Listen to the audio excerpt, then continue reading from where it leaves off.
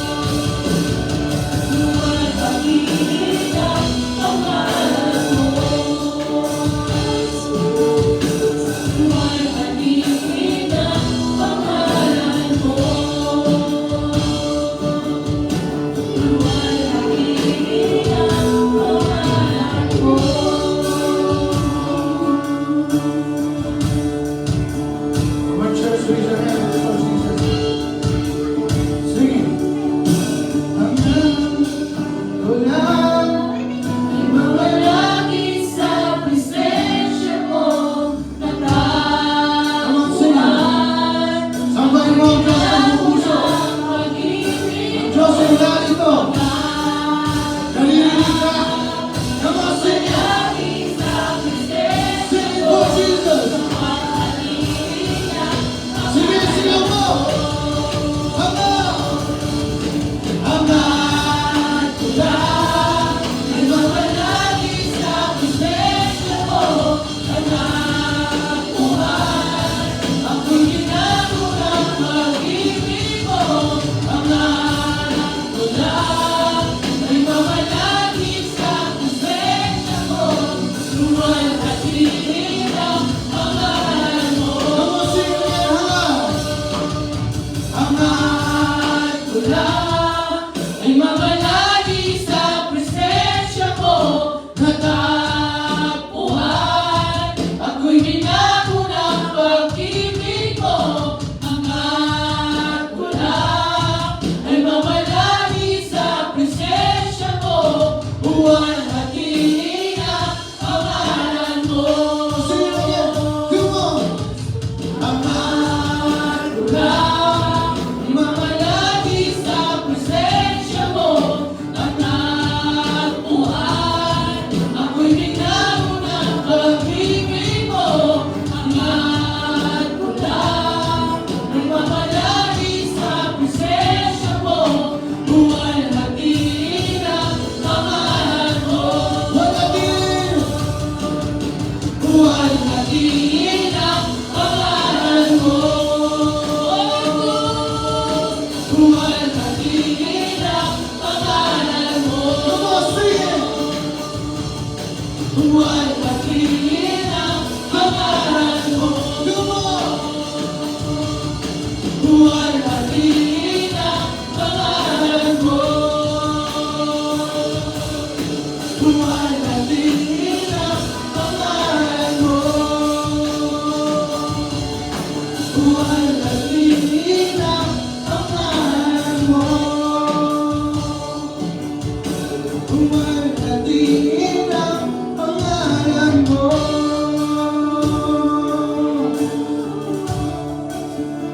Panginoon, salamat sa umagang ito. Patuloy ka namin, Lord God, luwalhatiin sa aming mga buhay. Hindi kami, Lord God, dito. Hanggang sa huling hiling namin, Lord God, papupurihin ka namin, Lord God, sa buhay namin.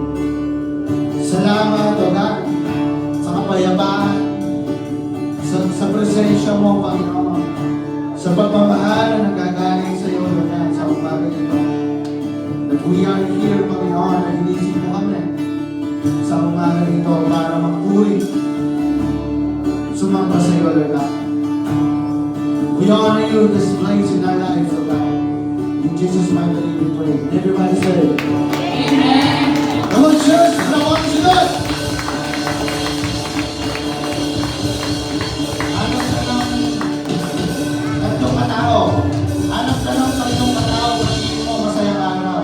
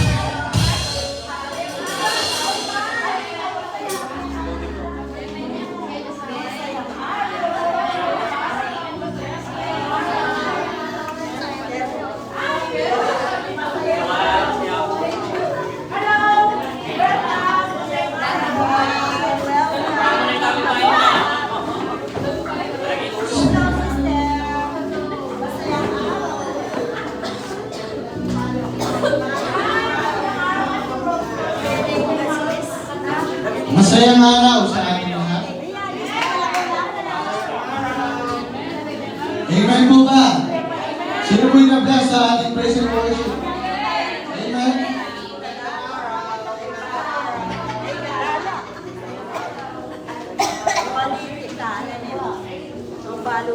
Amen po ba? Masayang araw po sa ating lahat. And welcome po sa ating mga bago No? And we are nagagalak po kami sa mga bago natin ngayon.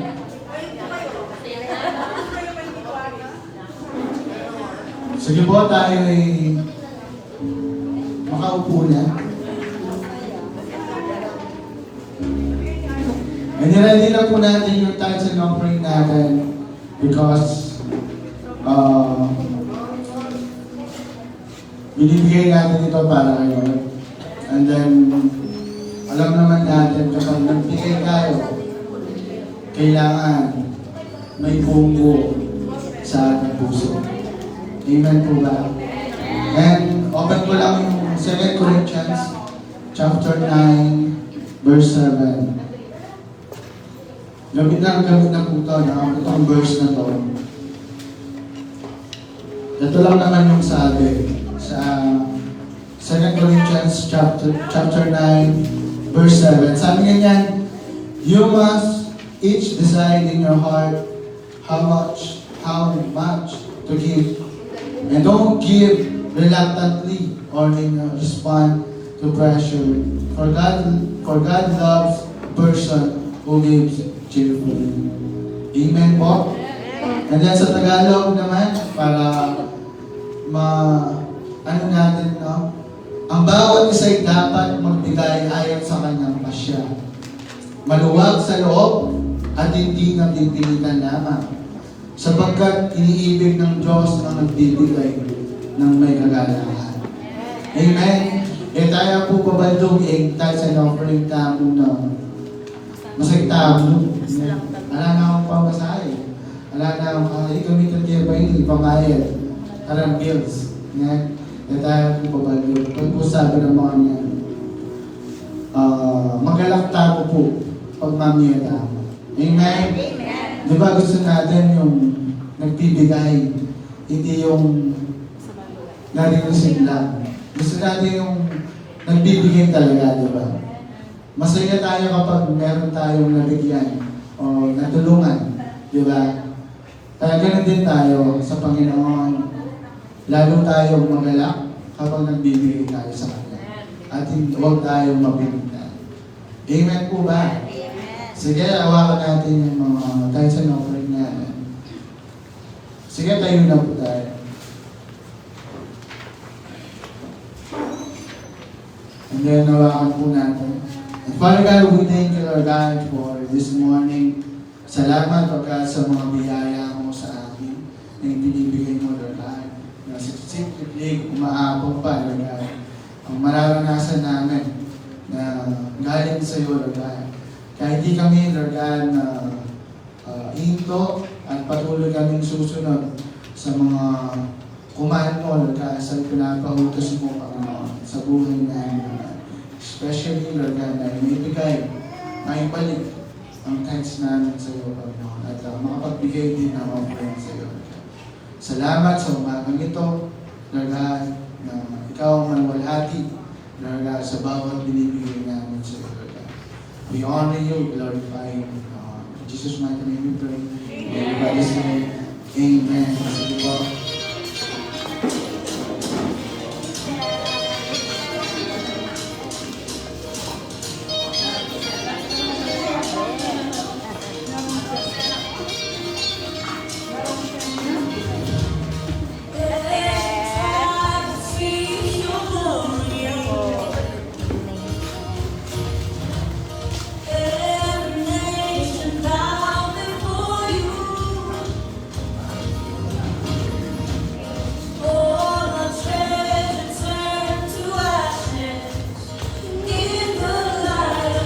Good morning po sa ating lahat. Morning! Sabi naman sa katabi mo, I'm blessed you are here. I'm blessed you are here!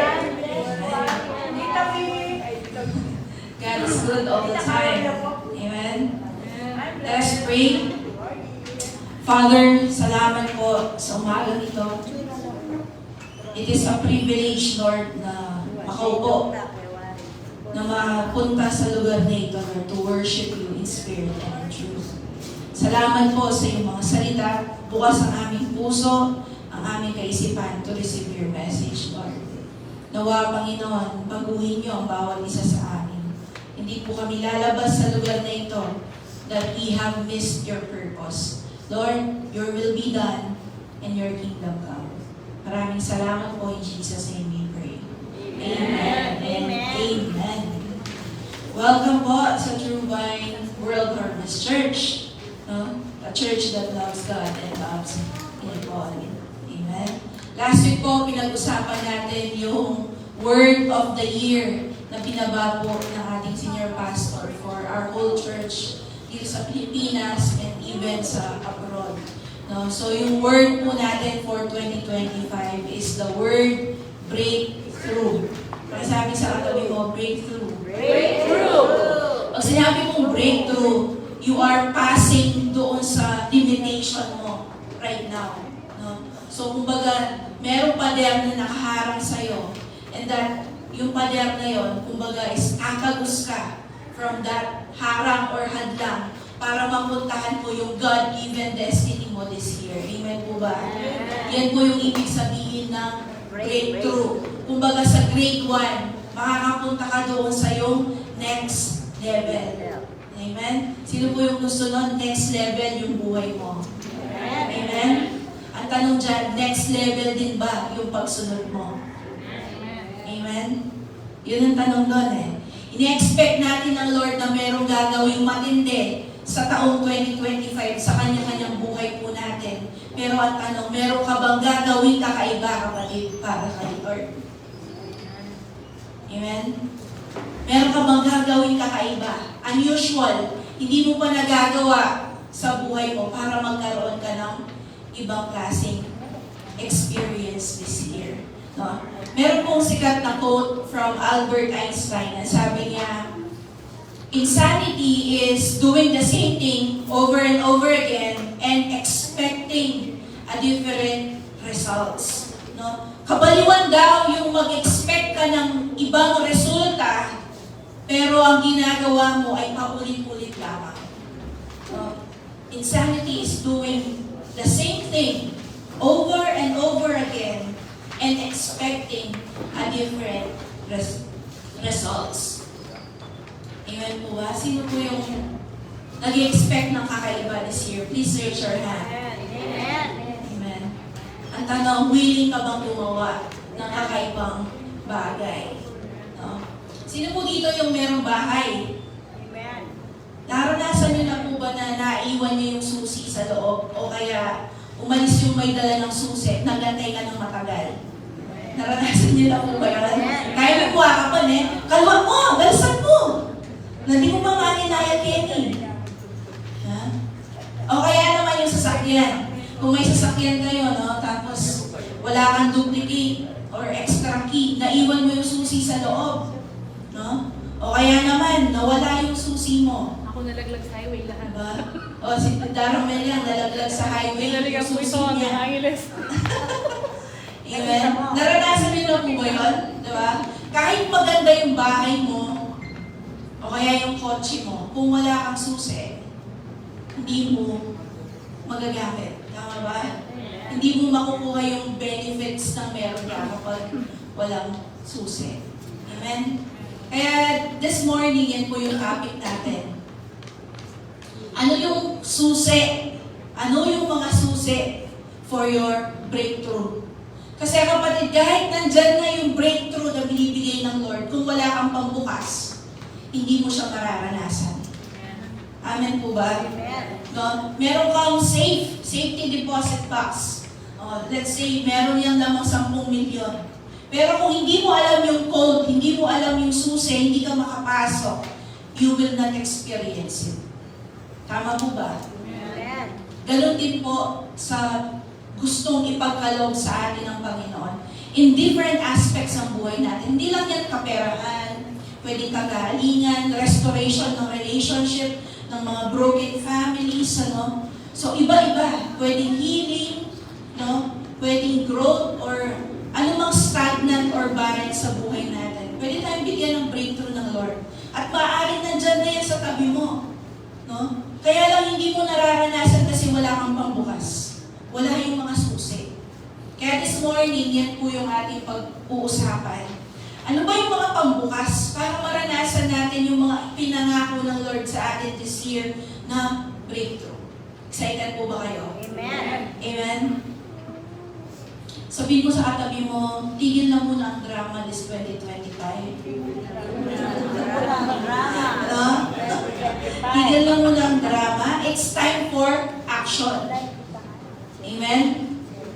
Amen. It's time for action. No? Ang prayer ko po sa atin this morning, yung word ni Lord, mag-penetrate sa buhay po natin. No? At ito'y magbunga ng kakaibang bagay sa buhay po natin. Amen? Amen? Hindi lamang po natin marinig yung salita ng Lord, but we will walk on the Word of God. Amen? Amen. Sabi po ng Bible, ikaw ay niloloko mo ang sarili mo kapag narinig mo yung Word of God pero hindi mo naman ginawa sa buhay mo. Amen? Ayaw nating naloloko, di po ba? Huwag mong lokohin ang sarili mo, kapatid. Amen? It's time to apply the Word of God. Amen? Nung pong last week, narinig natin yung istorya about the 4 friends na merong paralisadong kaibigan. Naalala niyo po ba yun? Sa mga wala, ito yung review lang din.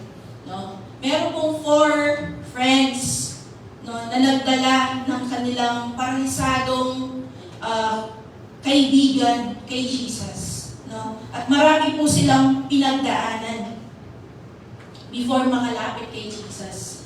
No? Kasi si Jesus during that time, sumisikat na po siya. No, dahil siya ay nagpapagaling, nagpapalayas ng mga demonyo. And then one time, hindi naman announce na nandoon si Jesus, no? Pero hindi naiwasan na kumalat yung balita that Jesus was in Peter's house, no? Na nasa bahay po siya ni na Peter during that time sa Capernaum. Okay? So, nabalitaan ng mga tao, no, na nandun si Jesus. So, ang ginawa nila, pumunta sila doon sa bahay ni Peter na kung nasaan si Jesus. Imagine, yung bahay po nila during that time, walang aircon kagaya sa atin. Pag nagsisigat sila sa loob ng isang bahay, pwede silang nasusuffocate kasi disyerto po sa Israel eh. Diba? Walang aircon. Tapos ang bahay po nila ay yung parang gawa sa mud. Alam niyo po yung bahay na hindi ganito yung bubungan, pero parang mud pa rin yung bubungan nila, no? Pati yung sa paligid, kung nakakita na po kayo ng gano'n. So, gano'n ang style ng bahay nila. And then imagine, wala naman po silang malalaking bintana during that time. No? So, nagsiksikan lahat ng tao sa loob at sa labas. No? Gano'n po yung eksena. So, imagine po ninyo, no? Ang init, no? Ang daming nagsisiksikan. Maingay po ba yun o hindi? Maingay, di ba? Kasi ang daming tao. O tapos sabihan na rin, hey, Jesus, Jesus, Jesus. O. Di ba po? Ang ingay. O kayo po ay teacher, tapos sabay-sabay na yung mga estudyante nyo nagsasalita. Di ba? Parang nakakarindi. Pero, tingnan po ninyo yung nangyari. No? So, there were 4 men. No? Hindi man po pinangalanan ng Biblia itong 4 na magkakaibigan nito. Okay? Anong ginawa po nila? Bumutas sila ng bubungan. Nung hindi sila makalapit kay Jesus because of the crowd, no, o loob at labas, ang ginawa nila, nag-meeting sila. Pareha na ng gawang tamo. E tama kalapit kay Jesus. Ngunit na mo, sabi siguro ng isa, parecho tayo na ganyan, ano mo muli? Na o hindi gawang tamo. Ito yung gawin natin. Umakyat tayo sa bubungan, butasan natin yung bubong. Pero paano yan? Masisira yung bubungan, sino magbabayad? Tsaka paano natin iaakyat yung paralyzed friend natin? Bitbitan mo itang mat, di ba? Papunta kay bubungan. Imagine niyo na lang dito. Paano sila aakyat? Let's say may hagdan na nga sila. Paano nila itataas yung kanilang friend para lang mapunta sa bubungan? And imagine, kung katirikan ng araw, sobrang init din nun. Amen? Pero hindi po sila nagpamigil doon sa sitwasyon na yon. Hindi natin mawari kung ano ang ginawa nila, pero dahil sa kagustuhan nila na maidala yung kanilang paralyzed friend kay Jesus para mapagaling, ginawa nila ang lahat ng bagay. No, imagine that. Siyempre po, no, nung let's say na-overcome na nila yung pag-akyat ng bubungan, no, siguro sabi nila na, excuse me po, padalanan niyo kaya po. Diba? Bago sila nakakyat, diba? Imagine, loob at labas, madaming tao. So, doon pa lang sa no? Hawi ng mga tao, may obstacle na. Tapos, inakyat pa nila doon sa bubungan. No? And then, pag-akyat nila ng bubungan, hindi pa doon natatapos. Paano nila ngayon binutas yung bubong? Siyempre, hindi naman siguro nila kinalkal sa kamay nila. Baka meron silang hawak na tools, no, na ginamit nila na pang-open nung bubungan. At syempre po, yung butas na gagawin nila, hindi naman yung parang nakapatayo yung kaibigan nila. Parang isushoot na lang nila. Hindi ba? Nakapahiga yun? Ang ibig sabihin, malaki yung butas na ginawa nila, nakasya yung mat, yung higaan. Kung let's say 5'5" yung tao na yun, yung higaan na let's say mga 5'6" or 5'7", at ganito kalapad, ganun kalaki yung sinira nilang doon sa bubungan. Imagine. No? Hindi rin sila nahiya. Dahil gagawa sila ng ingay habang nagtuturo si Jesus Christ doon sa loob. Di ba? Nanoy ka ng Jesus o bating mamok po. Pero hindi po nila yon inisip. Kasi kapatid, ito yung number 1 key para po ikaw ay makaranas ng breakthrough. Faith with action. Diba? Nananampalataya po sila na pag dinala nila kay Jesus yung kanilang kaibigan, siya ay gagaling. At yung faith po na yon, yung nagtulak sa kanila para umaksyon. Amen? Amen. Kaya kapatid ikaw, anong breakthrough na hinahangad mo kay Lord? Meron bang paa yung faith mo? Okay? Faith with faith. Yung faith na naglalakad. Faith na bumubutas ng bubong ang kailangan po natin ngayon para maranasan natin yung breakthrough. Yung breakthrough po is a prophetic declaration. No? Dinideclare mo na this year mararanasan ko yung breakthrough. Pero now kapatid, ito yung number 1 susi. Faith with action. Amen? Kahit maraming obstacles, pag meron kang matinding faith na gagawa ang Lord sa buhay mo, a-action ka. Amen? Amen. Amen? At alam niyo po nung nangyari, nung nabutas na nila yung bubungan, naibaba na nila yung kanilang kaibigan, no? Sa harap ng ating Panginoong Yesus. Ang sabi po ng Mark chapter 2, verse 5, when Jesus saw their faith, ano nakita ni Jesus?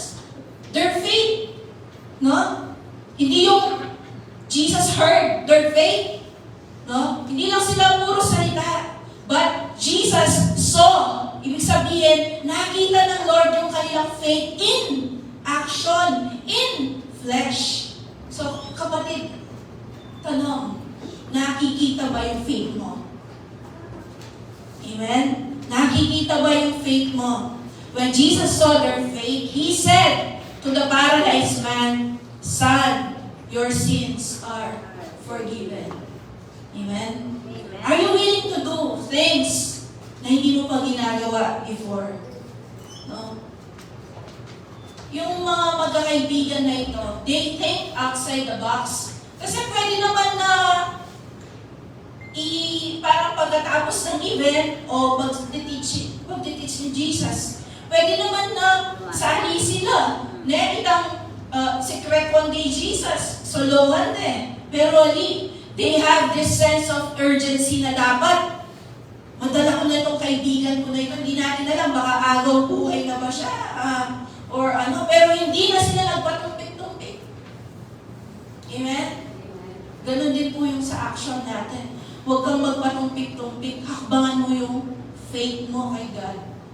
Amen? Ano man yung inuutos ni Lord or inuudyok ng Panginoon sa atin, it's time to put it into action. Amen? May nakukuha po ba tayo? Amen. No? Ano yung breakthrough na gusto mong mangyari? Finances? Ano yung hindi mo pa nagagawa in terms of your finances? Nagtatapat ka ba sa Panginoon? No? Nag-aaral ka ba about to be financially literate?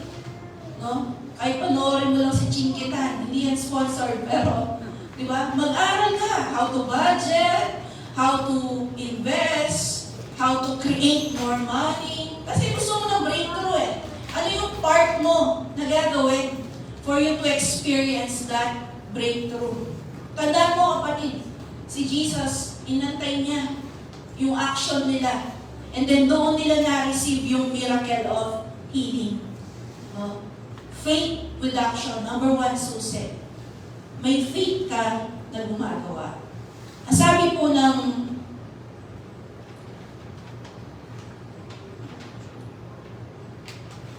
verse na ito, sabi niya, pananampalataya at mga gawa. Ang sabi niya, mga kapatid, ano ang pakinabang kung sabihin na ito sa Book of James? No?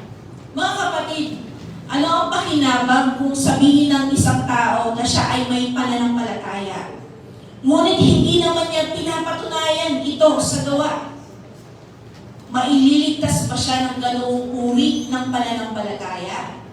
Halimbawa, may isang kapatid na walang maisuot at walang makain. Kung sasabihin ninyo sa kanya, patnubayan ka nawa ng Diyos, magbihis ka't magpakabusog.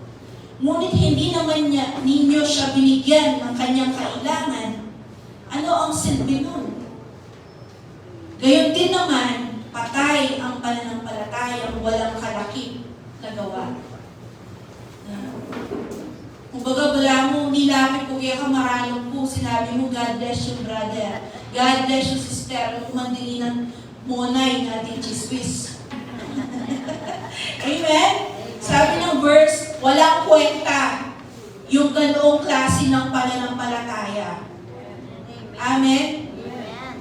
Ang daw pananampalataya na walang kalakip na gawa ay patay. Amen. Ngunit may nagsasabi, may pananampalataya ka at may gawa naman ako. Ipakita mo sa akin kung paano maaaring magkaroon ng pananampalataya ng walang mga gawa. At ipapakita ko naman sa iyo ang aking pananampalataya sa pamamagitan ng aking mga gawa. It's a challenge for us. No? Yung faith na may action, kapatid. Sabi ng verse 19, sumasampalataya ka na ang Diyos ay iisa, di ba? Mabuti naman. Ang mga demonyo man ay sumasampalataya rin at nanininig pa. Isa kang hangal. Nais mo pa bang patunayan ko sa iyo na walang kabuluhan ang pananampalatayang walang kasamang gawa? Hindi ba't ang ating amang si Abraham ay itinuring ng Diyos na matuwid dahil sa kanyang mga gawa nang ihandog niya sa dambana ang anak niyang si Isaac? No? Verse 22, dito ay makikita mong magkalakip ang kanyang pananampalataya at mga gawa at naging ganap ang kanyang pananampalataya dahil sa kanyang mga gawa. Natupad ang sinasabi ng kasulatan. Si Abraham ay sumampalataya sa Diyos at dahil dito siya ay itinuring ng Diyos bilang matuwid at tinawag siyang kaibigan ng Diyos. Diyan ninyo makikita na itinuring na matuwid ang isang tao dahil sa kanyang mga gawa at hindi dahil sa pananampalataya lamang. Amen? Even demons believe in God. Nanginginig pa nga, sabi po ng verse. Pero ano magiging kaibahan po natin? Yung pong ating mga aksyon. Amen? Nakakarinig, alam, nananampalataya ang mga demonyo sa Diyos, na merong Diyos, nakita nga nila ang God no? Pero walang transformation sa buhay nila. Walang pagbabago. Yun pa din sila, evil pa rin sila. Kaya kapatid tayo, ang tanong, yung bang faith mo, totoong nakaka-transform? Totoo bang nagtatransform ka doon sa kawangis ng ating Panginoon? Amen? Hindi mo pwedeng sabihin, Kristyano, manampalataya ako kay Jesus Christ, but hindi nakikita sa buhay. Amen? Faith with action, number 1 key. No? Sabi pa po ng Matthew 17:20, sumagot siya, no? Ito lang daw yung gaano kaliit o kalaki yung faith mo. No? Sabi niya, sumagot siya, dahil sa maliit ang inyong pananampalataya, tandaan ninyo, kung kayo may pananampalataya sa Diyos na sinlaki ng buto ng mustasa, kalati ng kalatining buto ng mustasa, marami yung may kulakot mo ka rin yan. Amen? Diba yung buto ng mustasa, sobrang liit, no? Katuldok lang siya. No? Malaki pa yung candy, no? O yung parang pellet. Amen? Pero sabi niya, maaari ninyong sabihin sa bundok na ito, lumipat ka roon at ito'y lilipat niya. Tunay na walang bagay na hindi ninyo magagawa. No? Sabi ng Bible, kahit na yung faith mo, kasi liit lang ng mustasa, you can move mountains. Amen? Basta totoo yung faith mo kay God. Hindi naman nire-require ng Lord na kasi laki ng kwarto na to yung faith mo. No? Kasi liit lang ng buto ng mustasa. No? Yung nire-require ng God para it can move mountains. Alam niyo bakit buto? Kasi yung buto kapag tinanim mo, lumalaki. Amen? It is not meant na hanggang butong mustasa na lang yung faith mo. Amen? Kailangan matanim to para lumaki. Our faith should be growing each day. Hindi yung patamad ka ng patamad sa pagsunod kay Lord. Pabigat ng pabigat yung pagsunod mo kay Lord. Patamlay na ng patamlay. Palamig ng palamig yung pagsunod mo kay Lord. Hindi. Sabi ng Bible, it is like a seed. At ito ay mag-grow dapat. Kaya seed yung example ni Lord Kasi it is meant to grow. It is meant to be strengthened. Amen? Amen? May nakuha po ba tayo? No? Kaya kapatid, kung nag-expect ka ng breakthrough, abay galaw-galaw. Sabi mo sa katabi mo, galaw-galaw. Faith with action, the number 1 key. And pangalawa po na key. Okay. A life of prayer and worship. Ito po, paulit-ulit na natin na papakinggan in the previous messages, ilang taon, in a year, hindi pwedeng hindi maitampok o ma-share o mapag-aralan yung a life of prayer and worship.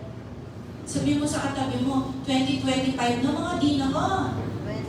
2025 na, mga dinataman. Amen? Alam nyo, kapag daw hindi ka nagpipray, isa lang ang dahilan nun. Hindi dahil busy ka, hindi dahil pagod ka, isa lang. No? Sabi ni Pastor Vlad, isa lang ang dahilan bakit hindi nagpipray ang isang tao. Meron kang pride. Ma-fried chicken ka. Okay? Ma-fried, hindi ma-fried chicken. Pride. No? Pride. Bakit? Kapag hindi ka nagpipray, you are declaring to God, I don't need you, God. Ako ang bahala sa buhay ko. Ganun. Ganun po ang ibig sabihin nun. Hindi mo pwedeng sabihin, busy ako, may sakit ako. Kahit anong dahilan mo, kapatid, ito lang daw ang root cause why a person does not call upon the name of the Lord. Mayabang ka. Matas ka masyado. Humble. Sabi ni Piolo Pascual, pag-isip mo na kahit 5 minutes lang, lumuhod ka na. And then say to God, Lord, I humble myself. I need you today. Help me na harapin tong araw na ito. And then sabi na, you're already okay kapag ginawa mo ito. You already bow down before your King, before your Lord. Sabi na. And then you can face another day. Amen? Sino po ang walang 5 minutes sa atin? Meron lahat tayong 5 minutes. Amen? Pag-gising mo, you have 24 hours in a day. No? Amen po ba? Amen.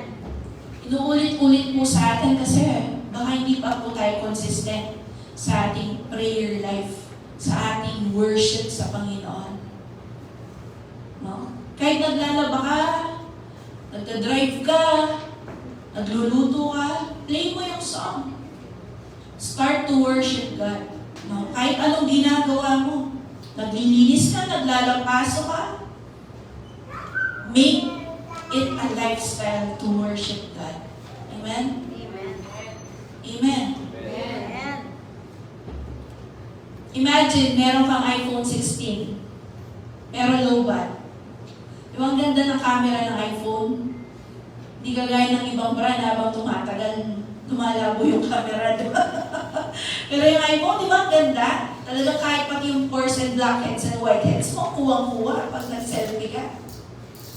Paano kung meron kang ganon pero low bat, di natin magamit? May kwenta ba? Wala. Wala, di ba? Ang ganda-ganda ng features, pero hindi magamit. Kasi, low bat. Ganun din. Tayo pong mga anak ng Diyos. No? Ang dami-dami mong potentials. Ang dami-dami mong kayang gawin. Pero, low bat ka. Hindi mo tuloy magamit yung potential na binigay ng Lord sa'yo. Amen? Alam niyo po, when we pray, we are like plugging doon sa power ng God at nare-recharge po tayo. No? Na-experience niyo na po yung matagal kang hindi nagbasa ng Word of God, matagal kang hindi nag-pray, matagal kang hindi nag-worship. May energy ka ba to do the will of God? Wala, di ba? Ayaw mo nga mag-church eh.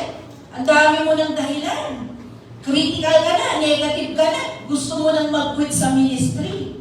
Sa lahat ng pinapagawa ng Diyos, ayaw mo na. Kasi ikaw ay looban. Wala kang basic life, wala kang devotional life.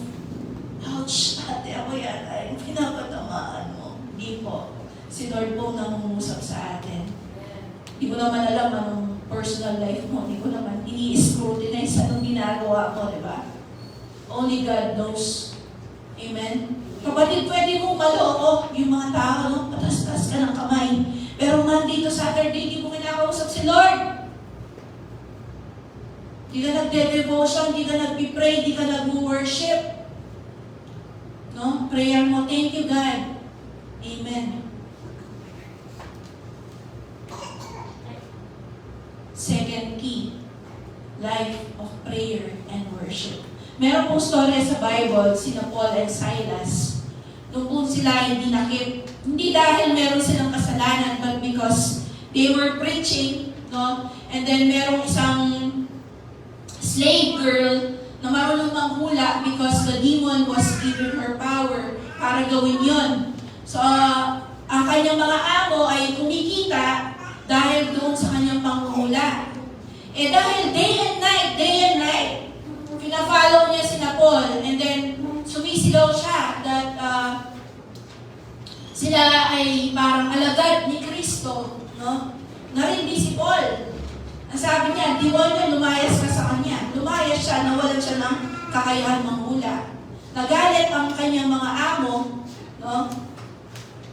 Pinakulong sina Paul, no? Pinabugbog muna sila bago sila ikulong. No? Kasi wala na silang kakayahang hula. Wala na silang kakayahan to magkaroon ng pera through that demonic power. No? And then, habang nasa kulungan sina Paul at Silas, no? Alam niyo po kung ano ang ginawa nila. Sila ay nagpuri. No? Ang sabi po ng Acts chapter 16, verse 25, nang maghahating gabi na, sina Pablo at Silas ay nanalangin at umawit ng mga himno sa Diyos. At nakikinig naman ang ibang mga bilanggo. No? And then verse 26, walang ano-ano lumindol ng malakas at nayanig pati ang mga pundasyon ng bilangguan. Biglang nabuksan ang mga pinto at nakalag ang mga tanikala ng lahat ng bilanggo. Di ba kapag ikaw ay bilanggo, you are stuck, you are locked on that situation? Kung mapapanood po ninyo dati sa panahon nila, pati paa mo, na merong lock, no? Hindi lang kamay. Nakabilanggo ka na, meron ka bang kadena. No? Talagang wala kang katakas. Bakit? Kasi pag nakatakas sila, yung guard na nagbabantay ay lagot din. Papatayin siya. No? Kaya po ganoon na lamang kahigpit, no? Yung kanilang bantay, yung kanilang pagkakadena. And kung ita-translate mo, i-apply mo sa buhay mo, parang, di ba, pag gusto mo ng breakthrough, kasi parang na-stuck ka na where you are. Parang lumipas na lahat ng mga kasabayan mo, lalo na pag magbababad ka sa Facebook, ay, may akapunta niya ang brody kaklase mo, kaya, sana all. Naranasan niyo na po ba yan? Yung parang, talagang pag nag-scroll ka sa social media, compare mo yung sarili mo, no? Comparison is the thief of joy. Pag nag-start kang i-compare ang church mo sa iba, batingan mo yung church mo. Nag-start ka na i-compare yung asawa mo sa iba sa napapanood mo sa Korean novela. Uy, buti pa yung sa Korean novela, mapunas-punas. Sino mong mahilig mag-Korean novela dyan? Pag kinompare mo ang asawa mo sa opa, uy, iiwanan mo yan kasi makikita mo lahat ng kanyang kamalian at kakulangan dahil wala siya doon sa napapanood mo sa drama. Di ba? May po ba? No? Kinompare mo yung buhay mo na ay, ang hirap ko. Ay, ganito lang ako. No? You feel stuck. Parang, ito lang yung level ko, Lord, for the longest time. No? Pero, ito pala yung susi. Para mapalaya ka sa pagiging stuck, sa pagiging prisoner, no? Yung mga old habits, old way of life na hindi mo mabitawan. Ito pala yung susi. A life of prayer and worship. Amen? Amen. Kapag na-discourage ka, kapag nasa ibaba ka, anong response mo? Complain? Pagsisisi sa ibang tao? Nanay ko kasi ganyan eh. Tatay ko kasi ganyan eh. Ikaw kasi. Or pwede si God, sinisisi mo. Lord, o pwede kang nagko-complain sa Kanya. Pero tignan niyo po yung response ni Paul and Silas. Imbis na mag-complain sila, no? Kasi pwede silang mag-complain, Lord, sinusunod nga kita eh. Sinusunod ka nga namin, kaya ganito pa yung nangyari sa amin. Pero hindi po. Ang response nila, yung tugon nila doon sa mahirap na sitwasyon ng buhay nila, hindi manisi, hindi mag-complain, but to pray and worship. Pray and worship. Amen? Amen. Yan po yung response ni na Silas. No? Kasi when we pray and worship, we are inviting the presence of God. Kaya nga po, di ba, pag mag-i-start tayo, mag-o-open tayo in prayer, ini-invite natin yung presence of the Lord. No? Ang Holy Spirit, ini-invite natin sa ating kalagitnaan. Kasi po, mag-iingay lang tayo dito. No? Wala namang mababago sa atin without the power of the Holy Spirit.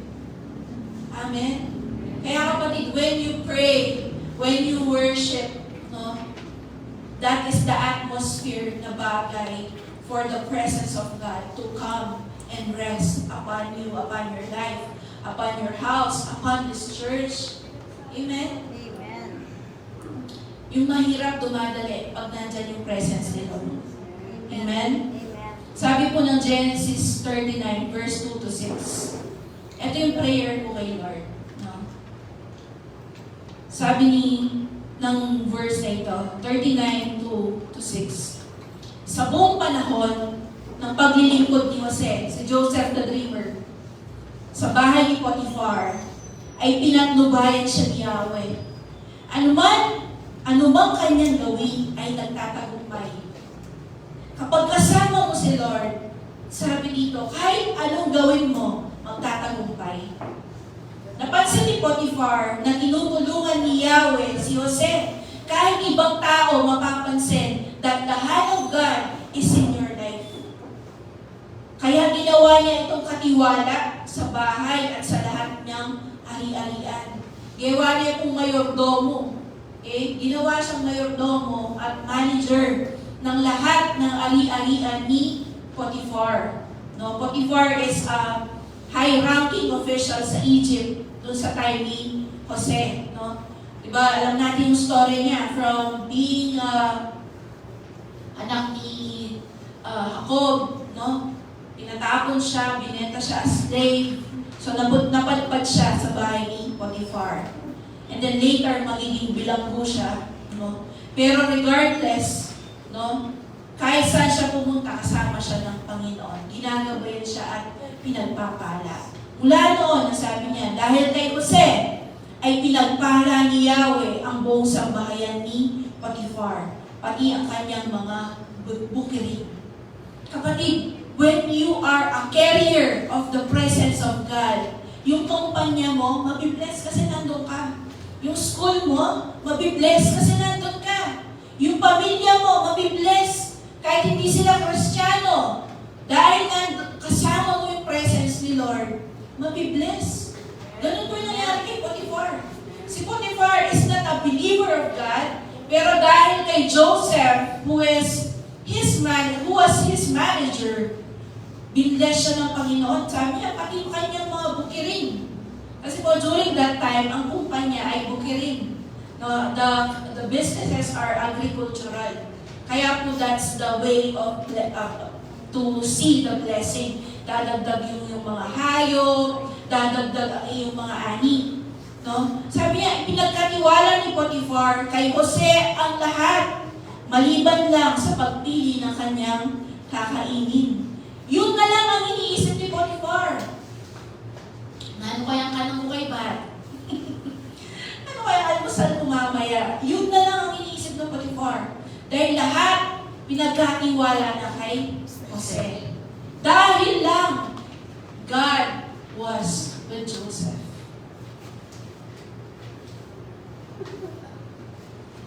Kaya una mo pang mag-mall, bayo ka magtakip presence ng Lord. Una mo pang makipag-birthday, kesa kayo magtakip presence ng Lord. Ouch!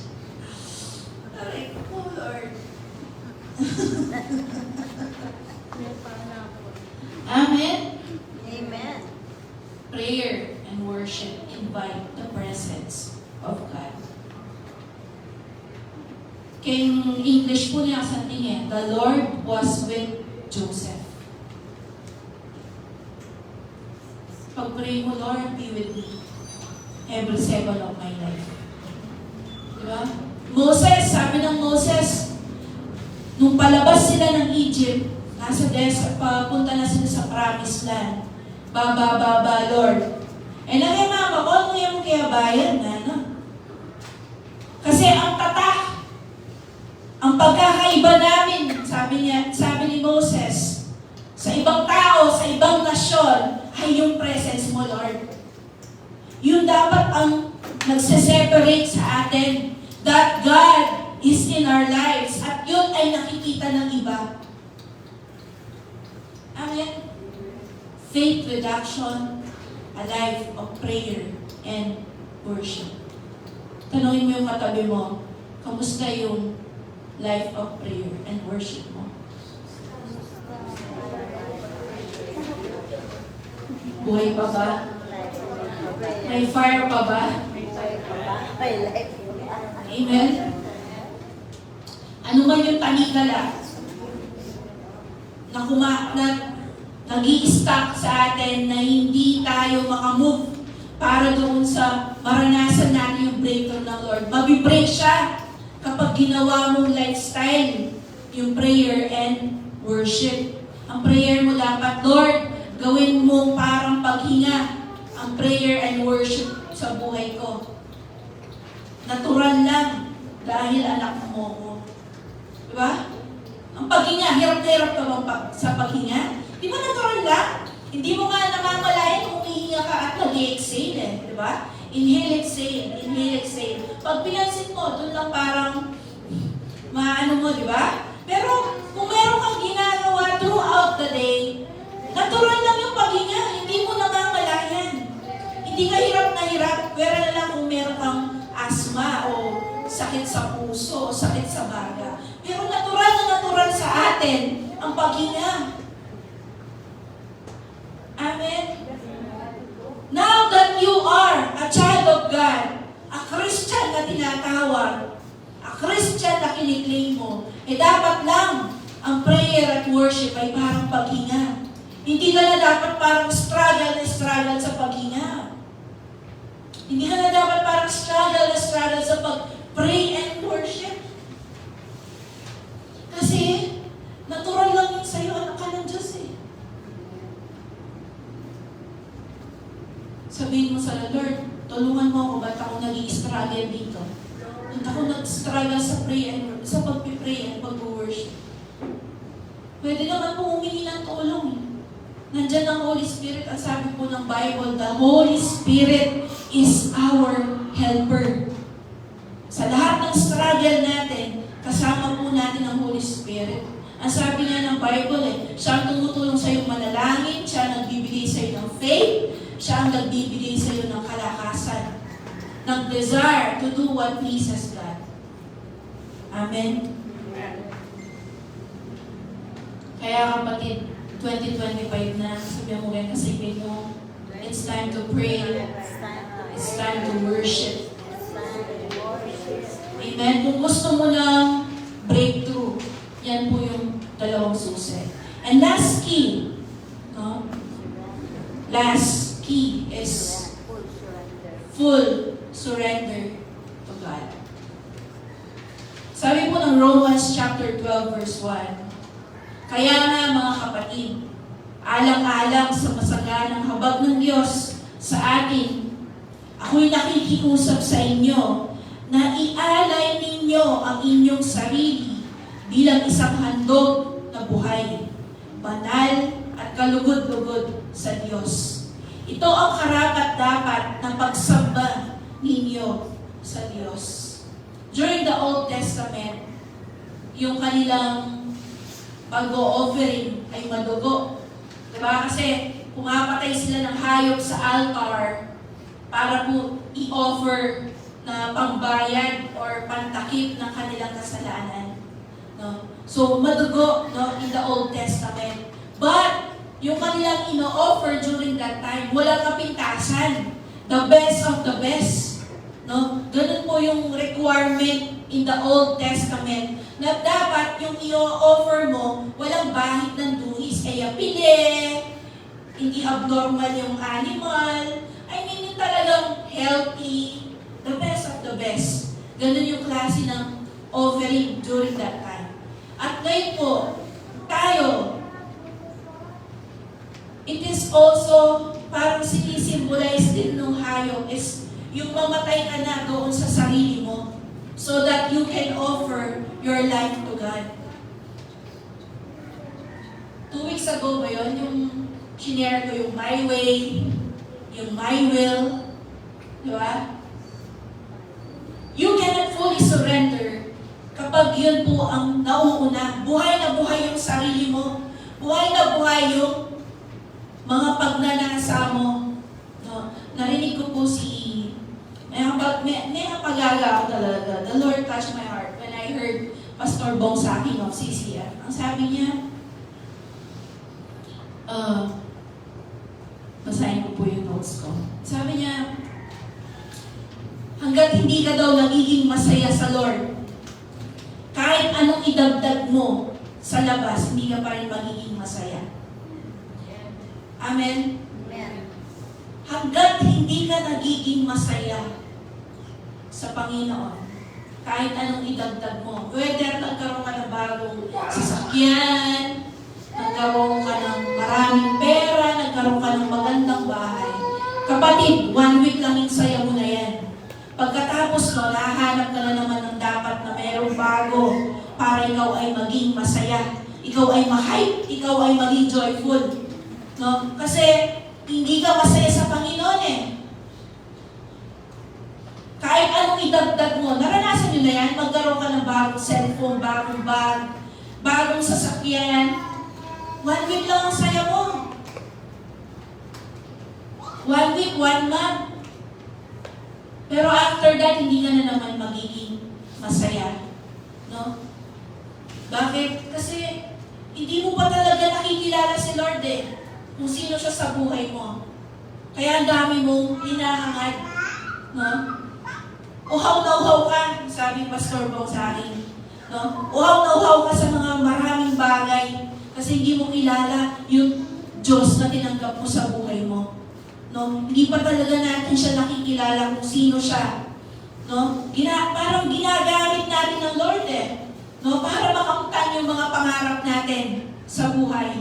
We are making God not our Lord, not our owner, not our master, but like our genie. Yung parang kakaskasin mo, tapos may 3 wishes ka para matupad yung pangarap mo.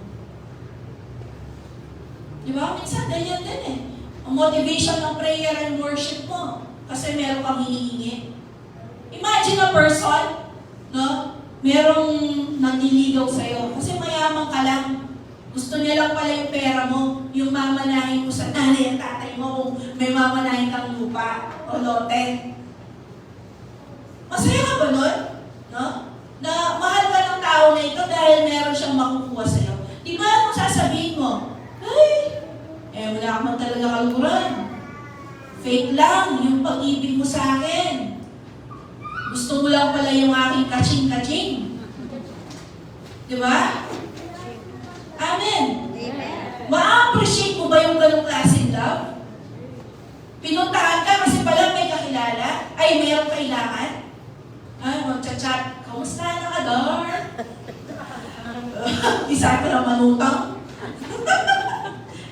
Di ba hindi nagiging authentic yung pangungumusta? Kasi merong inihingi. O, ba't ka ngayon nandito? May hinihingi ka sa Lord, no? Uy, Winin. Anong gusto mo? Tama pwedeng muntak yung presence ng Lord because we are just thankful.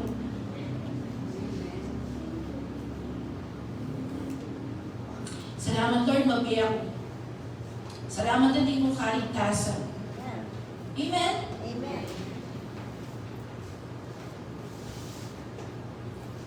Lagi na ating palad. Ang mag-serve, magkakagabinless Lord. Magtampo ka pa na mag-church. May sakit mo ba yan? Kilala kay Lord.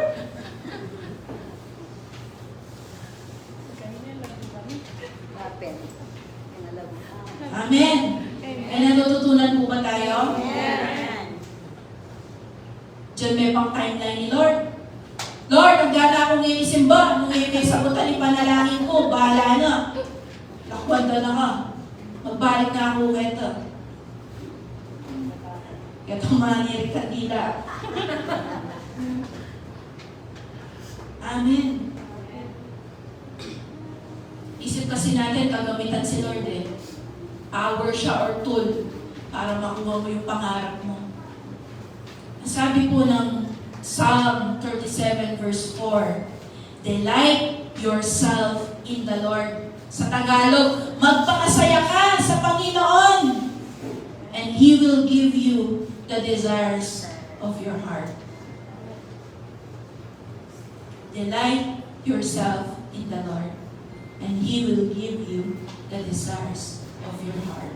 Kapatid, kapag natutunan mong maging sapat ang Panginoon, kahit dumating pa yung blessing, na parang dati pinagpipray mo, parang wala na lang sa'yo.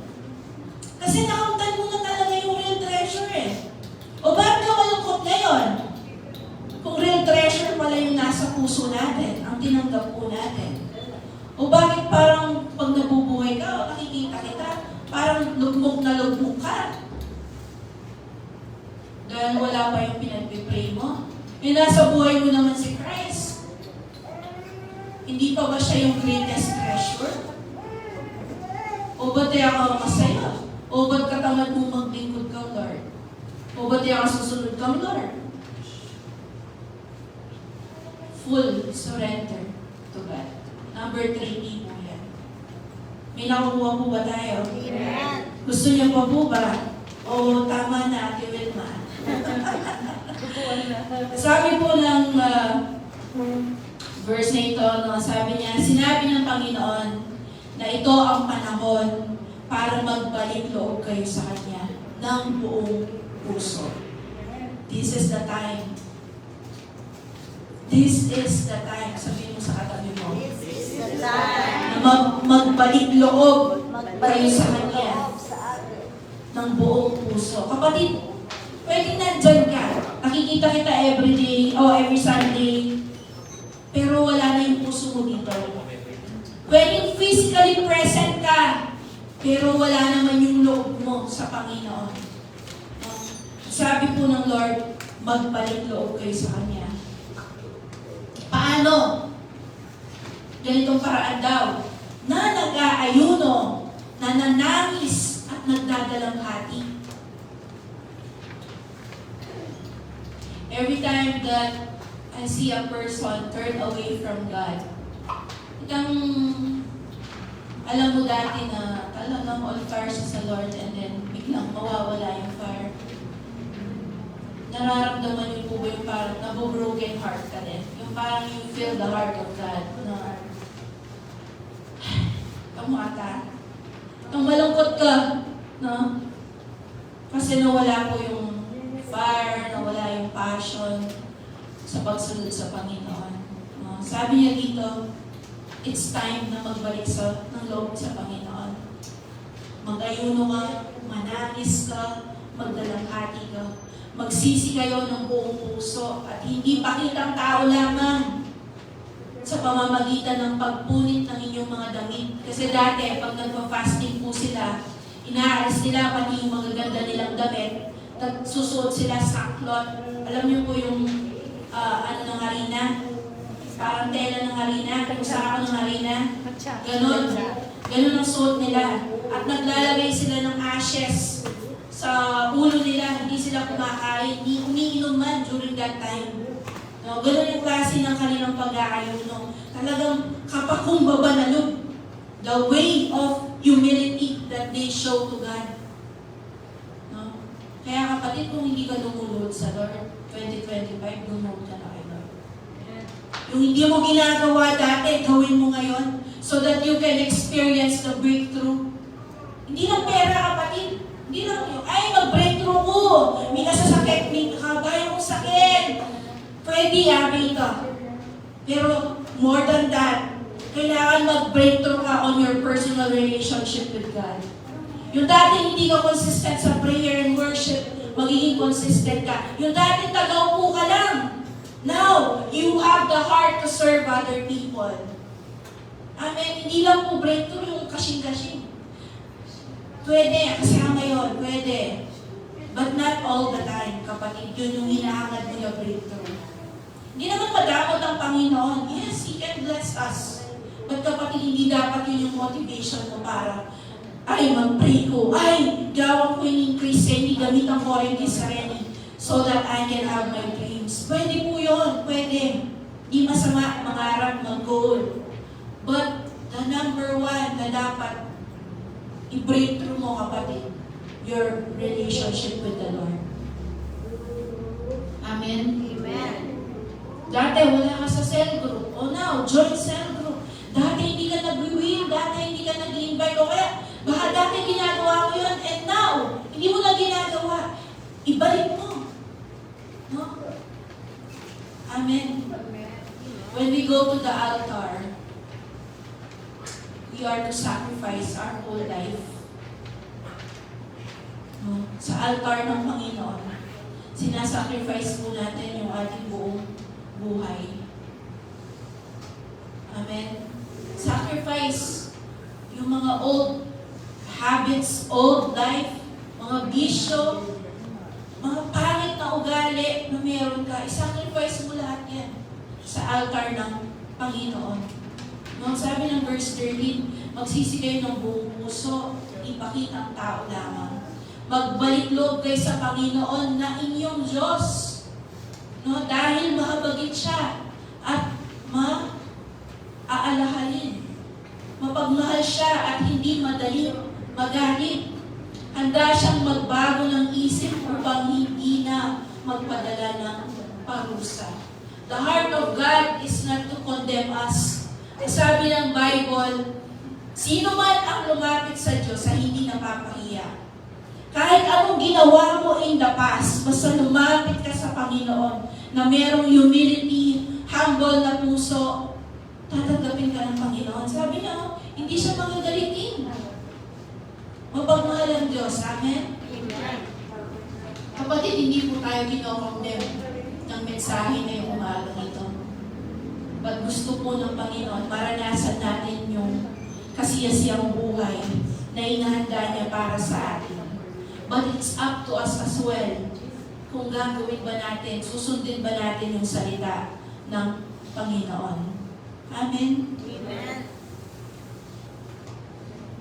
Our worship, no? Ang ating faith nag-grow, ang ating prayer at worship tumitindi, at yung ating surrender sa Lord. Kung dati hanggang sakong lang, kailangan hanggang ulo na. Amen? Amen. Kung dati hanggang baywang lang yung surrender mo sa Lord, kailangan yung buong pagkatao mo na. Amen? Hindi yung parang manananggal ka. Kalahati lang ang surrender sa Lord. Yung kalahati, saan pumupunta? Amen? Amen. Decide today, no? Full surrender na ako kay Lord. Full surrender. That's the third key. Fully surrender your life to God. Amen? Amen. Amen. I hope you are blessed. Tayo mo lahat dito kayo. Ito daw ang nag-choke, sumasakal sa mga Kristiyano. Sabi ng Mark 4, verse 19, ngunit dahil sa mga alalahanin dito sa mundo, paghahangad na yumaman, at paghahabol sa marami pang mga bagay, nakakalimutan nila ang salita ng Diyos, kaya hindi namumunga ang salita sa kanilang buhay. Again, ngunit dahil sa tatlong bagay na ito, alalahanin dito sa mundo, all four is paghahangad na yumaman at paghahabol sa marami pang mga bagay. Nakakalimutan nila ang salita ng Diyos, kaya hindi namumunga ang salita sa kanilang buhay. Kapatid, if you read the Word of God every day, meron niyang bunga. If you go and listen to the Word of God every Sunday, every time that we will have cell group, may bunga yan dapat sa buhay mo. Pero ito yung kumikitin, sumasakal doon sa bunga kaya hindi lumalabas. Masyado kang maalalahanin. Kaya nga, it's time to pray and worship instead of worrying. Masyado kang naghahangad yumaman. Mayaman ka na. Because you have Christ. May katumbas mo si Kristo. Sabi ng Biblia, makuha mo man ang lahat ng bagay sa mundo. Kung mawala naman sa iyo ang iyong kaluluwa, ano ang pakinabang nito? Yes, billionaire ka. Yes, multi-millionaire ka. Pag marabol mo rin pera mo, sabi ng Biblia, walang kwenta yan. Kung yung kaluluwa mo, mapupunta naman sa impyerno. At pangatlo, paghahabol sa marami pang mga bagay. Puri mo, uso ka puso. Habe-habe, trending.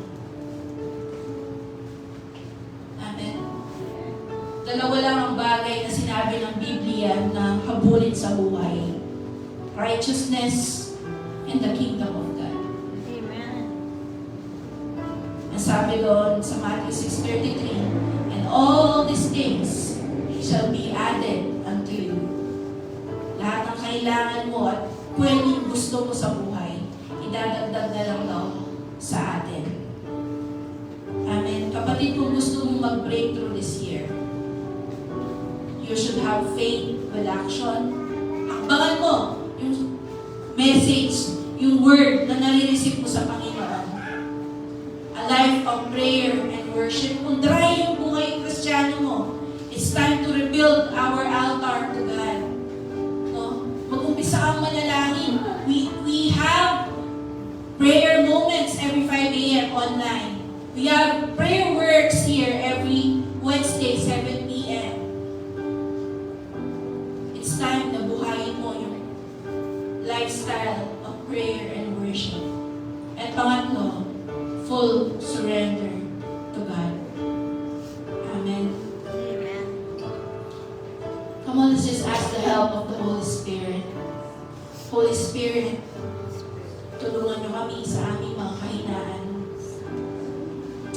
We want to surrender our life to you, God, right now. Come on, if hindi mo pa sinurrender ng buong-buo yung buhay mo sa Panginoon, now is the time to surrender that to the Lord. Lord, my life is yours. Lord, you are the owner of my life. You are my Savior. Sabihin mo sa Lord, you are my Lord. Ikaw ang master ng buhay ko. Masunod ka sa buhay ko, Lord. Sa'yo na po ang buhay ko, Lord. Tanggalin mo yung mga desire na hindi karapat-dapat, Lord. Yung sobrang paghahangad na yumaman, pag-worry, paghahabol sa mga maraming bagay. Lord, tanggalin nyo yung hindi maka-Diyos na desire sa puso ko. Tulungan nyo kami, Lord, na ma-in love sa inyo, Panginoon. To treat you, Lord, as our ultimate, number one, Lord, priority ng aming buhay, the first of first, the Lord of Lord, O God.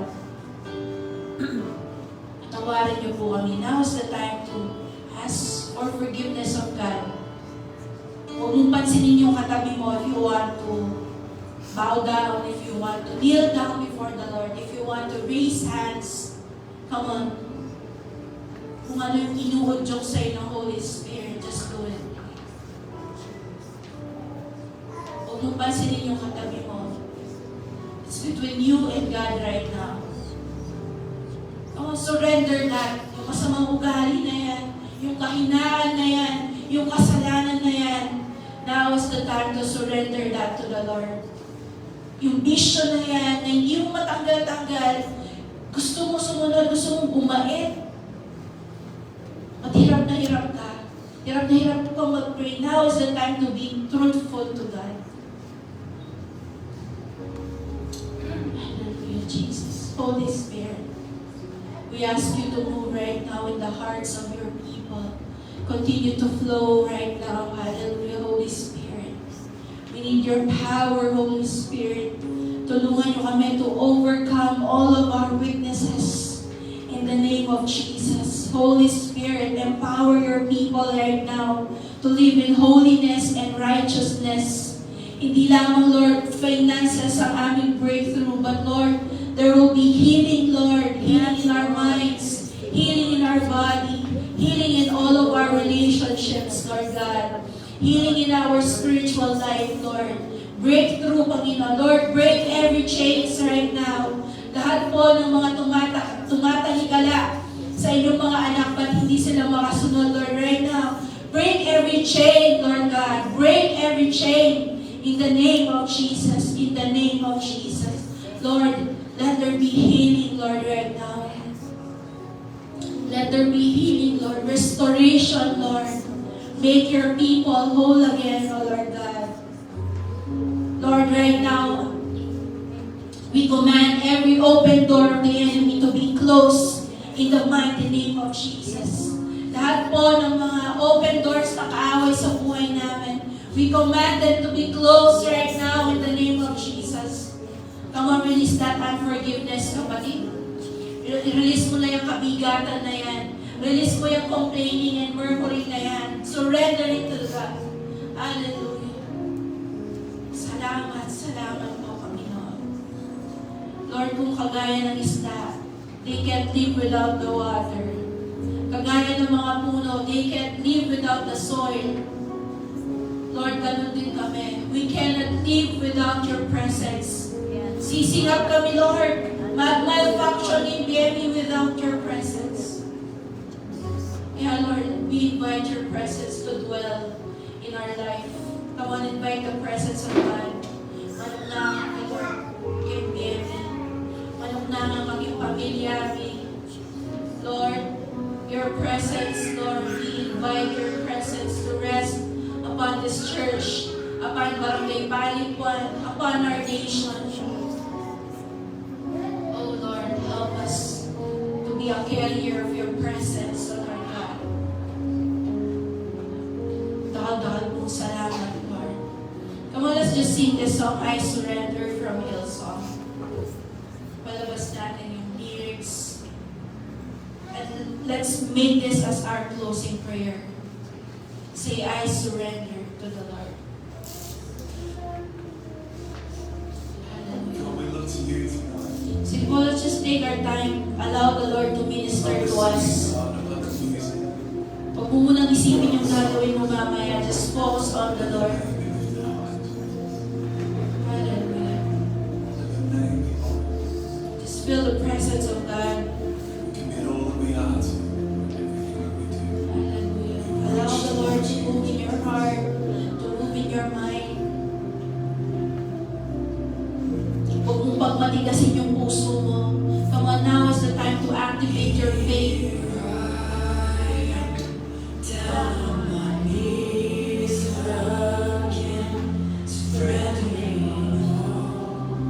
Come on, surrender it to God. Tanggalin mo yung mga pride na yan, pag mga malaki. Now is the time to surrender to God. Hindi yung galing mo, hindi yung lakas mo, sandalan mo, kapatid. But it is God ang nagtataguyod sa'yo hanggang sa panahon na ito. Come on. Come on. Mauhaw ka sa Panginoon, kapatid. Right now, mauhaw ka sa Lord, sa presence niya. Say, Lord, magpakaranas ka. Magpakaranas ka sa akin ngayon.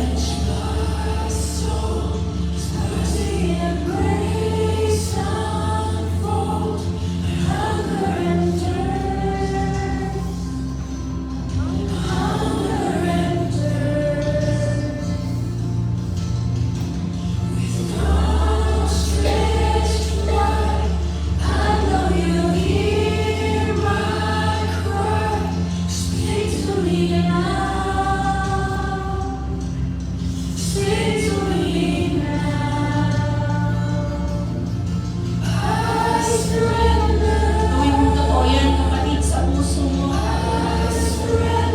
That is your declaration this morning.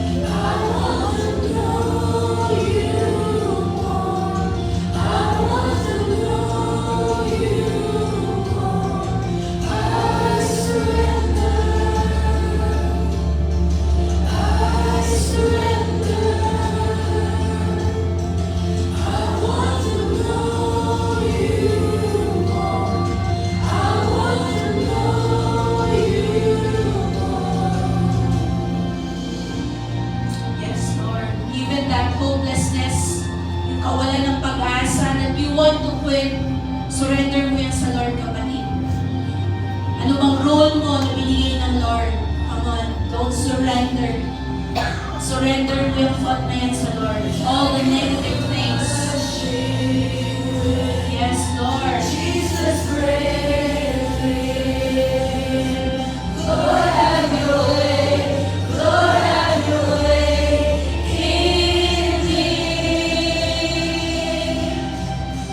Like a mighty storm, stir within my soul.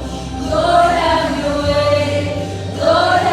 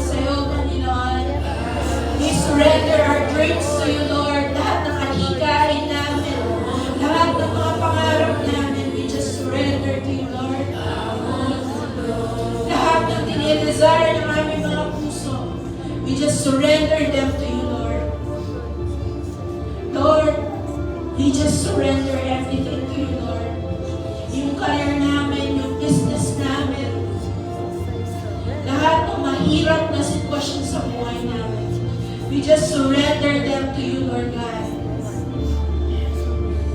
Lord, we need you every day. We need you every second ng aming mga buhay. Patawarin niyo kami, Lord, sa aming pagmamalaki. Lord, patawarin niyo po kami, Panginoon. We treat you as our genie. Lord, patawarin niyo po kami, Lord. And right now, we just pray for a clean heart. Come on, pag-pray mo. Baguhin ang Lord yung heart mo. Bigyan ka ng pure motive sa pagsamba sa Panginoon. Come on, give us a pure heart, Lord. Give us a heart, Lord, na gusto at willing sumunod sa iyo, Panginoon. We want to know you more, Lord. Lord, hallelujah. We need you. We want you in our life, Lord. Yes. We surrender, Lord God. We surrender. Kahit anong gawin namin, Lord, laging kulang, laging palpak. We need you, Lord, sa buhay namin. Lagi po kami kulang, Panginoon. Yes, we just surrender, Lord, to you. We surrender to you, Lord God.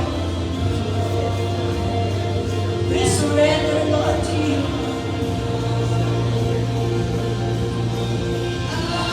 Surrender. Yes, Lord. Come on, surrender that to the Lord. Lahat ng bigatin na dala mo is not meant for you to carry. Thank you, Lord. Yes. Surrender. Come on, surrender to God.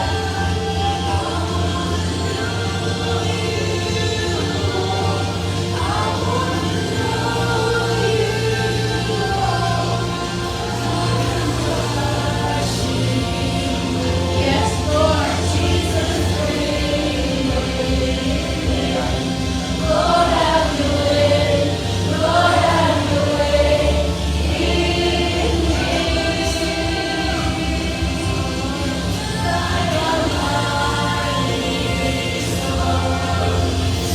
Surrender my soul. Lord, have your way. Lord, have your way. In me. Like a rushing wind, Jesus, bring me. Lord, have your way. Lord, have your way. In me. Like a mighty storm, stirring my soul. Lord, have your way. Lord, have your way in me. Lord, have your way. Lord, have your way in me. Lord, have your way. Yes, Lord, have your way in me. Hallelujah. Palakpakan po natin ang God.